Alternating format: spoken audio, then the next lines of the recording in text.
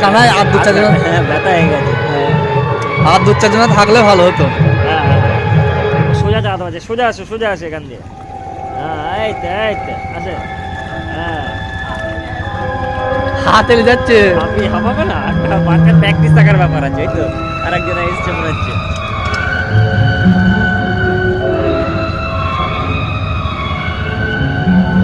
ফাঁকা ফাঁকা আছে, ফাঁকায় ফাঁকায় ভালো করতে হবে। এই এটা ধাক্কা মারো,